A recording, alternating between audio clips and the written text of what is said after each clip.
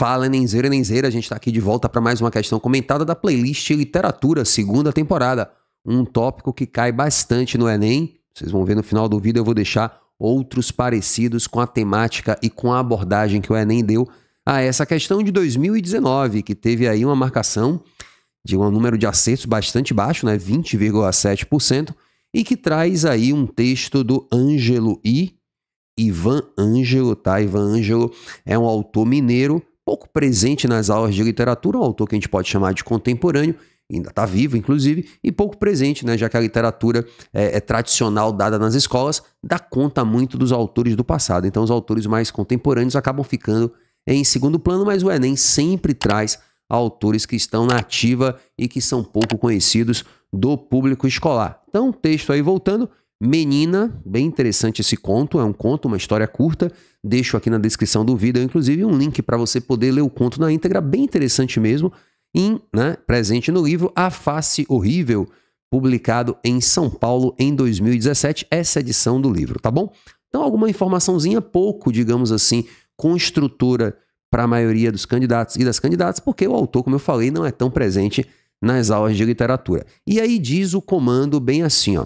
Escrita na década de 1960, então você vê que o conto originalmente é dos anos 60, ainda que essa edição tenha sido de 2017 a publicação desse livro, tá? Então, especificamente por essa editora, tá, pessoal? Não quer dizer que foi lançado só em 2017, não. Então, escrita na década de 1960, a narrativa põe em evidência uma dramaticidade, uma tensão que está centrada em quê? Tem que ler para entender, né? A gente não pode desconsiderar o texto aí, porque não se cobrou nada de escola literária, por exemplo. Então, Menina, tá bom? Menina é o nome do texto, como a gente havia alertado aqui na referência bibliográfica. Então, vamos para a leitura do texto. A máquina de costura avançava decidida sobre o pano. Tá uma imagem visual, né? A máquina lá e a menina olhando. Que bonita que a mãe era com os alfinetes na boca. Então, aqui a gente vê, ó, o fluxo de consciência. O narrador entra na cabeça da menina e mostra os pensamentos da menina. Que bonita que a minha mãe, né, que a mãe era, com os alfinetes na boca. Então, aí a ótica da criança.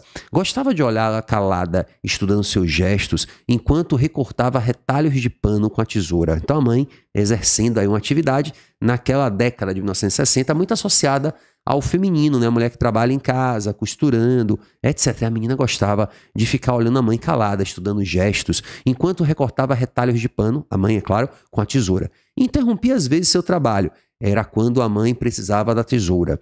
Admirava o jeito decidido da mãe ao cortar o pano, não hesitava nunca, nem errava. A mãe sabia tanto. Então me lembra muito esse fragmento, o conto Menina, me lembra muito o fragmento do capítulo O Menino Mais Novo, de Vidas Secas, se alguém já leu, em que a gente entra na cabeça do filho de Fabiano e vê o menino olhando para Fabiano, admirando os gestos de Fabiano. Então a mãe sabia tanto, né? Diz aí o fragmento, mas Tita chamava de... Como quem diz, então no original tá assim, tá? E aí o conto, gente, tem uma tensão que consiste, qual é o motivo da história? A menina que tá aí, que a gente tá vendo, né? Ela um dia tem a mãe chamada por uma colega de escola de desquitada. Cadê sua mãe, Ana Lúcia, que é o nome da personagem da menina? Ah, cadê seu pai? Ah, meu pai tá viajando. Tá viajando nada. Seu pai não tá viajando coisa nenhuma porque sua mãe é desquitada. E a menina que tem lá por seus, né, por volta de 7, 8 anos, desquitada. O que é desquitada? E ela começa a indagar. E aí eu me lembro mais uma vez do Vidas Secas, agora com o capítulo O Menino Mais Velho, quando o menino ouve a palavra inferno e ele fica pensando, inferno? O que é inferno? Nunca ouvi essa palavra. Parece até bonita. Então, no caso do conto Menina, a Ana Lúcia ouve a palavra desquitada. A mãe dela era desquitada. Ela começa a indagar. O que é desquitada? Nunca ouvi essa palavra. Então Tita, que é essa colega que diz que a mãe dela era desquitada, chamava a mãe de desquitada como quem diz, sem vergonha até. Então a menina, Ana Lúcia, ela começa a projetar o que é que seria desquitada. Será que desquitada é uma palavra feia? Ou será que é bonita? Mas a mãe era tão legal, a mãe sabia tanto, não podia ser uma coisa feia. Então Tita chamava a mãe de desquitada como quem chamava de um palavrão. Tentava não pensar as palavras, mas sabia que na mesma hora da tentativa tinhas pensado. Então essa menina, a cabeça da criança, né? Ó, tudo era tão difícil, a mãe saberia o que ela queria perguntar-lhe intensamente agora, quase com fome, depressa, antes de morrer, tanto que não se conteve e perguntou: mamãe, o que é desquitada? Atirou rápida com uma voz sem timbre. Falou logo, já que não tinha muita coragem de ficar pensando. Tudo ficou suspenso. Se alguém gritasse, o mundo acabava ou Deus aparecia. Sentia Ana Lúcia, a menina, né? Era muito forte aquele instante, forte demais para uma menina. A mãe parada com a tesoura no ar, foi surpreendida, né?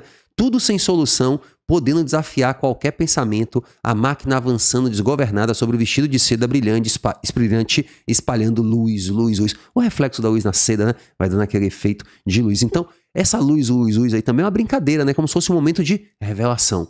A escrita do Ivan Ângelo lembra, como eu falei, em alguns momentos, esse tipo de fluxo de consciência lá dos capítulos que envolvem os filhos de Fabiana em Vidas Secas, e tem alguma coisa também que lembra o estilo de Clarice Lispector, né? Eu tô fazendo esses paralelos, pessoal, obviamente para quem tá aqui acompanhando a resolução, tentar fisgar autores brasileiros próximos nessa temática. Então a gente tem um ponto de vista da criança, a gente tem um fluxo de consciência, e existe também aí uma questão dos anos 60, que era o preconceito contra a mulher separada, contra a mulher divorciada, contra a mulher desquitada, que é o que significa a palavra, tá? Então olha só o que é que ele diz aqui, finalmente, né? Escrita na década de 1960, a narrativa põe em evidência uma dramaticidade que está centrada em quê? Acho que agora vai ficar bastante tranquila a nossa vida.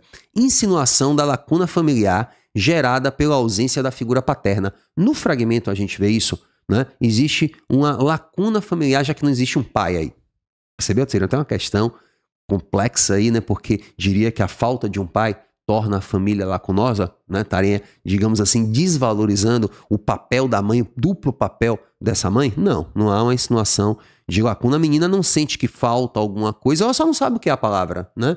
E essa palavra, claro, a menina, a Tita, acusou, entre aspas, a mãe de desquitada da Ana Lúcia como se fosse uma ofensa, tá vendo? O preconceito que existia contra essa mulher que se separava. Então, existe uma associação entre a angústia da menina e a reação intempestiva da mãe. Não existe uma, digamos assim, uma relação direta. A menina que fica projetando e a mãe é surpreendida, né? Mas não é que essa surpresa tem a ver com a angústia da menina, tá? A mãe não fica, nossa, você tá angustiada com isso? Não, então aqui, mas é um bom distrator. É uma alternativa que eu acredito que vai ter mais marcações do que a letra A. Letra C. Existe uma relação conflituosa entre o trabalho doméstico e a emancipação feminina.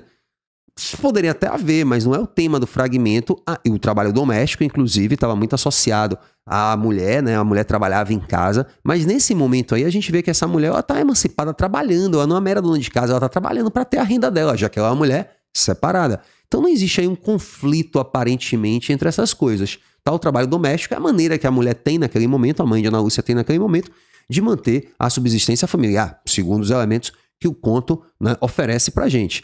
Então, letra D, existe uma representação de preconceitos, de estigmas sociais modulados pela perspectiva da criança. O Enem, eu tô dando risada porque o Enem formulou uma alternativa pouco interessante, assim, pouco atraente. Palavras que não são tão claras, né?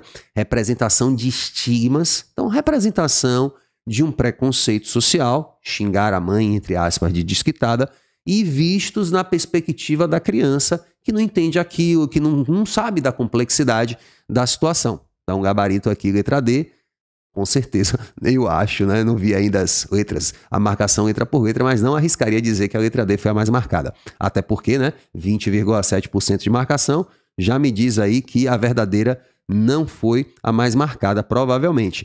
E expressão de dúvidas existenciais intensificadas pela percepção do abandono. Não, a menina não se sente abandonada. A menina, ela tá ali numa descoberta, essa luz, eu gosto desse final aqui do fragmento, tá? Que não é o final do conto.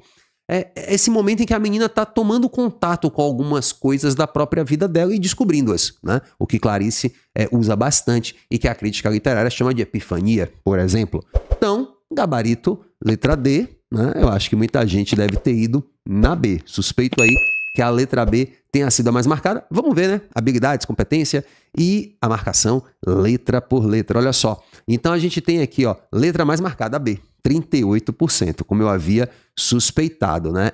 Associação entre a angústia da menina e a reação intempestiva da mãe. Letra D, a segunda mais marcada, arredondando aí com 20,7%, né? 21%. Aí arredondou, portanto. Letra terceira mais marcada, A, 17%. Insinuação da lacuna familiar, já acho menos interessante, mas enfim, foi a terceira. Quarta letra, a letra C e letra E, quase empatadas, né, com 13% e 12%. Relação conflituosa entre o trabalho doméstico e emancipação feminina. E letra E, a gente tem aí expressão de dúvidas existenciais intensificadas pela percepção do abandono. Eu acho até que existe uma dúvida aí, não necessariamente existencial, né, mas sobre a palavra, mas não tem a sensação de abandono. Então, gabarito, letra D, portanto, né? Aí a segunda mais marcada. Essa questão foi acertada por cerca de 28% dos alunos que fizeram o Enem, né, declararam pertencer a escolas privadas, cerca de 26% dos alunos que vieram de institutos federais, por 20,6%, um pouquinho abaixo da média dos alunos que vieram de institutos ou colégios, né, escolas municipais, e 19% abaixo da média alunos que vieram de escolas estaduais no Enem de 2019, que teve 519,61, uma média próxima aí de vários outros anos, tá? Competência de linguagens e códigos, analisar, interpretar e aplicar recursos expressivos da linguagem ou das linguagens, relacionando com seus contextos, mediante a natureza, a função, a organização e estrutura das manifestações de acordo com as condições de produção e recepção. Gigante a competência, pouco esclarecedora. E a habilidade 17, em questões de literatura, pouco nos ajuda a conhecer a habilidade e competência, tá? Reconhecer a presença de valores sociais e humanos atualizáveis e permanentes no patrimônio literário nacional.